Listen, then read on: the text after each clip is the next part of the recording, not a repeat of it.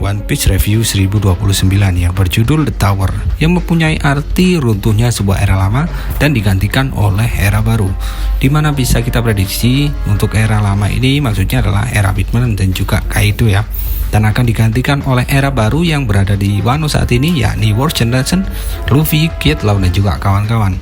Yang penasaran gimana video lengkapnya? Jangan skip, yuk cek this out.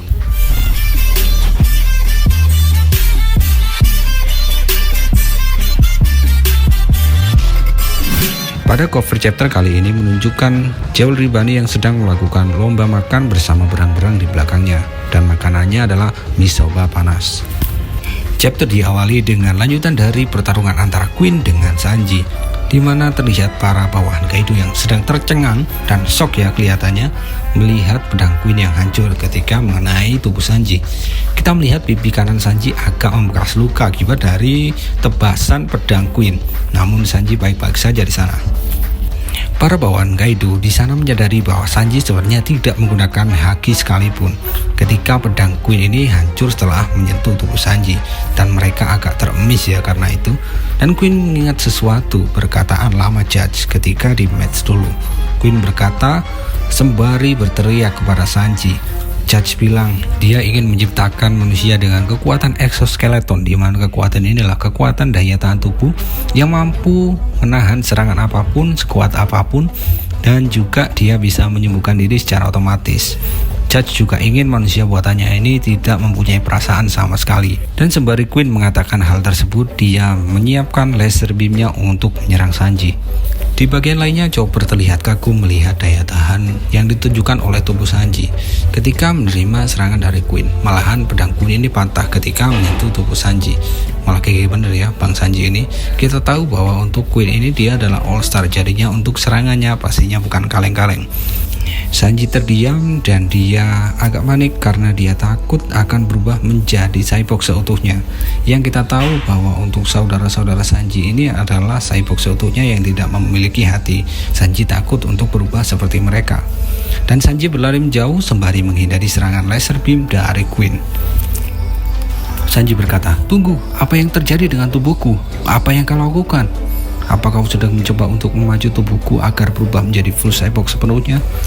Queen menjawab sambil tertawa. Kita lihat beberapa bawahan Kaido ini menembaki Sanji ketika melihat Sanji terus berlari menjauh, dan beberapa peluru akhirnya mampir ke kepala Sanji ya. Namun hal tersebut tidak berefek kepadanya. Bawahan Kaido berkata, "Kita mengenainya." Queen menyerang Sanji sembari menembaki laser kepadanya. Sambil menyerang Sanji, Queen terus berkata, "Tunjukkan kepadaku, tunjukkan kekuatan dari Red Switch sebenarnya. Tunjukkan perubahanmu, tunjukkan padaku apa itu Germa Science."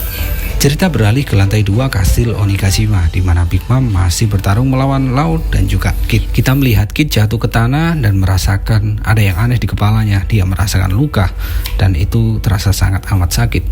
Law yang penasaran berkata dalam hati, ada yang salah dengan ini.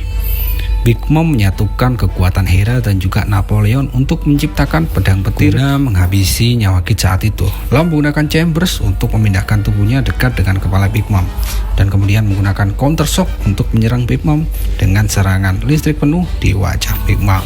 Melihat hal tersebut, Prometheus langsung memutuskan dirinya sendiri untuk menyerang Law dengan serangan baru yang bernama Stolen Fire, dan terbukti serangan itu membakar Law dan menjauhkan Law jatuh ke tanah.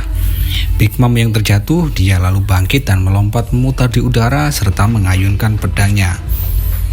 Lalu Big Mom menyerang Kid dan juga Law dengan serangan baru yang bernama Mama Raid, dan mereka langsung jatuh di hadapan Big Mom. Saat itu kedua orang ini mencoba bangkit, yakni Kid dan juga Law. Dan Kid berkata, "Apa ini? Sakit kepalaku. Sakit, apa yang terjadi? Sekarang di hadapan Yonko, apa yang terjadi sebenarnya? Jika aku mati seperti ini, hidupku sebagai bajak laut akan..." Big Mom berkata kepada Kid, "Menyedihkan sekali. Apa kamu akan mati? Bahkan aku tidak melakukan apa-apa kepadamu." Di sini kita lihat Law yang keheranan dan mencoba untuk memikirkan hal tersebut. Beralih ke lantai 3 kastil Onigashima, di mana terdapat pertarungan antara Hawkins melawan Killer.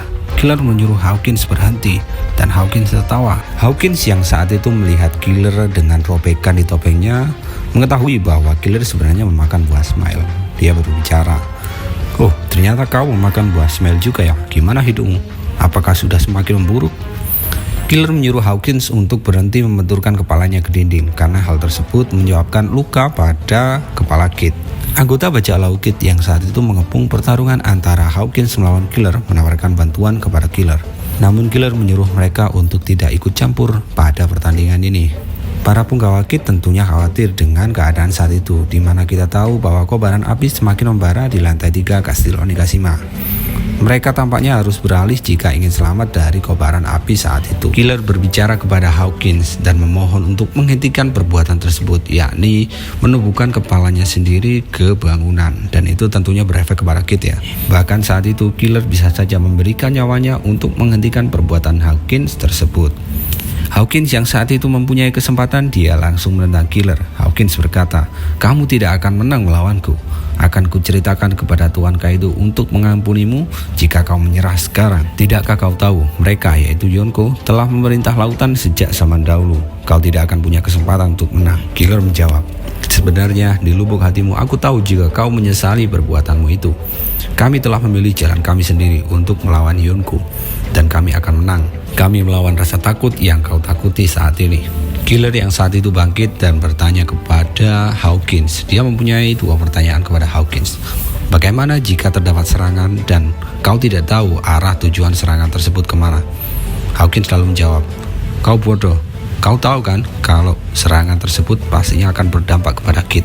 Killer yang saat itu menyadari sesuatu, dia langsung melompat dengan kecepatan penuh untuk menyerang lengan kiri Hawkins. Killer menebas dan memotong lengan kiri Hawkins. Lalu Hawkins menjawab, "Mengapa kau potong lengan kiriku? Serangan ini pasti akan berdampak kepada Kit." Lalu Killer menjawab, "Kit tidak punya lengan kiri." Pertanyaan kedua, berapa banyak lagi nyawa yang kau punya jika aku menebas boneka jerami Kit? Hawkins menjawabnya, "Selamat, itu adalah yang terakhir." Hawkins yang saat itu agak panik langsung memunculkan kartu Grim Reaper Upside Down, sehingga boneka santet raksasa muncul dari pedang Hawkins. Dan boneka raksasa itu siap menyerang Killer dengan sabitnya. Killer yang saat itu lebih cepat dan tanggap, dia langsung mengeluarkan serangannya yang bernama Zensu Claw dengan memotong kepala voodoo raksasa itu. Dan anak buah Kaido tampaknya terkejut dan agak shock yang melihat hal ini. Hawkins dengan santainya menjawab, "Boneka tersebut tidak akan bisa mati karena aku bisa mengembalikannya dengan kartu-kartuku."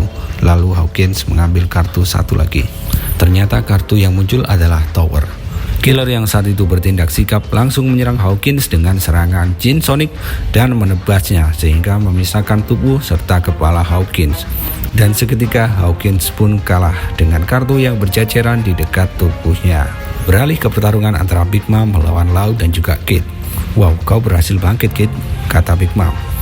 Kid menyatakan, "Tubuhku terasa ringan." Kid yang menyadari bahwa sekarang tubuhnya terasa ringan dan bersiap untuk melanjutkan pertandingannya melawan Big Mom.